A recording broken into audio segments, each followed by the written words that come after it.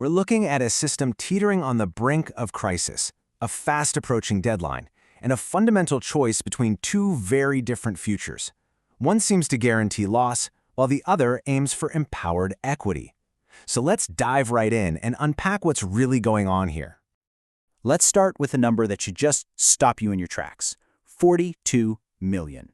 That's how many Americans are at risk of losing their SNAP benefits on November 1st. And you've got to understand, this isn't just some abstract statistic. We're talking about a massive, nationwide crisis that's literally knocking at the door. And behind that huge number, of course, are real people, real lives. People just like Olivia, a 62-year-old grandmother who's raising her grandkids. And her words, wow, they just cut right to the bone, don't they? This isn't about politics. This is about families being forced to make absolutely impossible choices. Okay, so how do we even begin to wrap our heads around something this big? Well, here's our roadmap. We're going to walk through this step by step. First, we'll look at the crisis as it's unfolding. Then, we'll get into this really key idea called the attrition trap. After that, we'll explore a totally different approach called Just Ease, see how it works in the real world, and hear some incredible stories. And finally, we'll talk about the choice all of this leaves us with. All right, first up, let's take a closer look at this crisis. It's so important to go beyond the headlines and really see the human face of what's happening. Because at its heart, this is about a systemic failure. And you know, this crisis has so many layers. On one hand, you've got the immediate, just gut-wrenching reality of empty fridges. But there's more to it. There's the mental exhaustion that comes with that constant stress. And then there's this hidden, digital side to it all, where our personal data is being harvested nonstop by AI systems without us ever seeing a dime. It's really a crisis of nourishment on every single level. And that right there brings us to a really central idea for understanding all of this. It's called the attrition trap. And the core idea is pretty chilling. What if this crisis isn't an accident? What if it's actually a feature of systems that are, in a way, designed to guarantee that certain people will lose? So what exactly is attrition? Well, think of it like a slow, constant leak, a systemic erosion of stability. It's where all these different policies in tech, in law, in government, they all overlap and, whether it's intentional or not, they end up creating a system where the most vulnerable people just keep losing ground over time. It's like a downward spiral that's baked right into the system. And attrition wears a few different faces. You've got these policy gaps, right? Like the SNAP benefits just stopping with no safety net. Then there's the AI exploitation we mentioned, where your personal data, your digital self, is basically siphoned off for profit. And then you have these legal voids, these black holes in the justice system, where someone like a grandparent in family court has no right to a lawyer. See, each one of these is a huge problem on its own, but when they stack up, that's when they create the trap. And there's actually a term for these overlapping snares: traporhythms. Kind of a clever name, right? They're basically the gears of the attrition machine. All these punitive layers that just pile on top of each other, shattering any clear path to justice and, well, guaranteeing they will be losers. Okay, so that's the problem. It's pretty heavy stuff. But what if there's another way? What if we don't have to accept this? That brings us to our next section, a new path, called Just Ease. The idea here is to make a fundamental shift away from that slow, painful erosion and move toward a system that's actually built for equity from the ground up.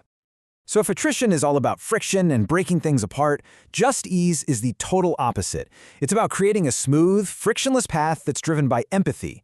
The goal isn't just to put a Band-Aid on the problem, it's about building these organic bridges that can actually untwist and reverse the damage that attrition has done. This comparison really lays it all out, doesn't it? On one side, you've got attrition, systemic erosion, guaranteed losses, a fragmented system. And on the other, Just Ease, frictionless equity, organic bridges, a system that adapts and flows. It's a really fundamental choice between a system that fragments justice and one that, well, diversifies to create wins. Okay, so that's the big idea, the philosophy behind it. But you're probably wondering, how does this actually work? Let's get practical. We're going to look at a tool called Pan's Bridge, and the whole point is to turn a person's own data from something that's taken from them into a genuine lifeline. It all revolves around something called a Clean AI account, and it's basically a 4-step process. Step 1, you secure your own intellectual property. Step 2, you take ownership of your data. Step 3, that data you now own starts to generate actual value. And Step 4, and this is the crucial part, you get to direct that value where you need it most. We're talking about real-world support, like putting food on the table. And get this isn't just a concept on paper. They ran a pilot program in Georgia with 340 families. And the results? Those families circulated over $127,000 in value. Not only that, but it saved the county 45 grand. So we're talking about a real, measurable impact for everyone involved, the families and the community. Okay, the numbers are impressive, for sure. But what does this look like for actual people? Let's get back to the stories. This is where we see what happens when someone moves from being caught in the attrition trap to crossing the Justice Bridge. Remember that AI exploitation we talked about? Well, meet Sophia. She's a programmer and her code got stolen. She was looking at a $1,200 loss, just gone. But look at this chart. After using this system to protect her intellectual property, she didn't just get her money back. She generated $2,340 in credits. That is a total 180-degree turn from being a victim of theft to creating real value. And then there's Marcus, the grandfather, stuck in that awful legal void. His fight wasn't quick. It took 18 months, a whole year and a half. After he was denied at first, he used strategies from this new framework to find his way through the system. And you know what? It worked. It was a long, hard road, but in the end, he got his visitation rights back. He was reunited with his family. And let's come full circle, back to Olivia, the grandmother who started our story, facing that impossible choice between heat and food. Through this PANS bridge, she earned $3,200. Her grandkids' grades actually improved, but here's the most amazing part. She's not just surviving anymore. She's now training to become a digital protector coach so she can help other people at her local food bank. I mean, talk about a complete transformation. So all of this really brings us to one final simple question. It all boils down to this: attrition or just ease? Everything we've gone through today really frames this as the fundamental choice we're facing. So let me just ask you directly. We've seen the trap, right? The system that's designed to wear people down. And we've seen the bridge, the path that's designed to build them up. So which is it? Attrition or just ease? And this summary just makes it so clear. Look at the before and after. For Olivia, going from food insecurity to thriving. For Sophia, turning a huge financial loss into a gain. For Marcus, moving from total isolation back to his family.